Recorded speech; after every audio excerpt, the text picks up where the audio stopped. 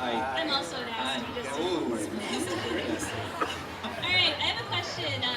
I know since some of you guys are long-term fans, do you notice like Korean companies kind of making a kind of a marketing change or a maybe even like genre, like your musical influence change to kind of appeal to a more foreign I think audience? the English version and the Korean version. It's right there. Yeah.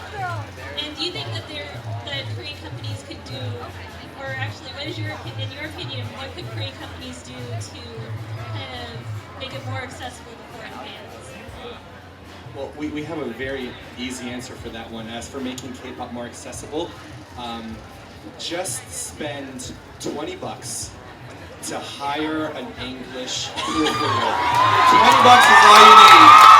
Because, like, I'm not trying to be rude about it, but it's like when we try to introduce our friends to K-pop, and if they've never heard a K-pop song before, and if they hear something like, you know, if you want a pretty, everyone a pretty, then instead of actually appreciating the music, they start laughing at it. And as soon as you laugh at it, then you can't really form that appreciation for it. So we really just want them to just spend that extra 10 minutes, get somebody to look over it, and then you could easily avoid that hurdle that's been like preventing so many people from getting into the genre and viewing it as a joke. Because I really do think that it's, you know, incredible music, and I want other people to be able to think that way also.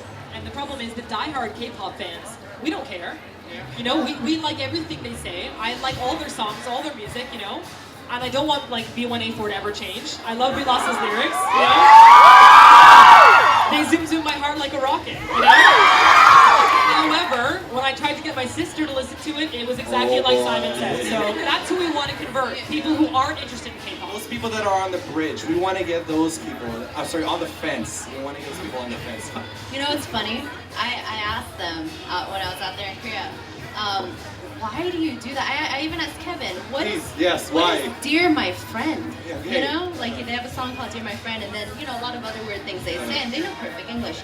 It's actually part of the Korean culture to use English how they feel is cool. So that's the, like, so Girls' Generation, I asked them, okay, what does G mean, right? And they're like, oh, in America we learned that it means like, oh my gosh. And I'm like, which American told you that, you know? And so it's kind of there, what they feel is cool. Like even using the word bias, and then they say nuance, but it means something different. You're like the Konglish. But see, the thing is, I think that's okay. Like, I think G is adorable, and I would never want to change it. I understand that changing of a song, but what I don't like is when they put an entire song in English, and the English song doesn't make sense. If it's made for an English audience, we won't understand those nuances. But when it's scattered in the song, that's okay with me. Because I naughty, I understand what you're trying to say to me. I still don't understand. I don't understand. I understand. And even like, you know, pronunciation, you know, it kind of blows my mind when you see, you know, these songs that, you know, the chorus, literally. No, you know, you see, I just don't, you know, I'm thinking, I don't know, for my Playboys and Playgirls, like Nana's solo track, it's called Eyeline. You know, the chorus is half in English, but she can't really pronunciate it that well. And so, you know, I'm wondering why, you know, that almost makes it more inaccessible, even though you're trying to be more accessible. So, you know, I think that's a big part of it as well. Although Big Bang, they do a really good job. YG does not mess around with English. Yeah. And he does English really well too. Something like that. Good question. Great, thank you guys. Thank you for all your work for bridging the gap.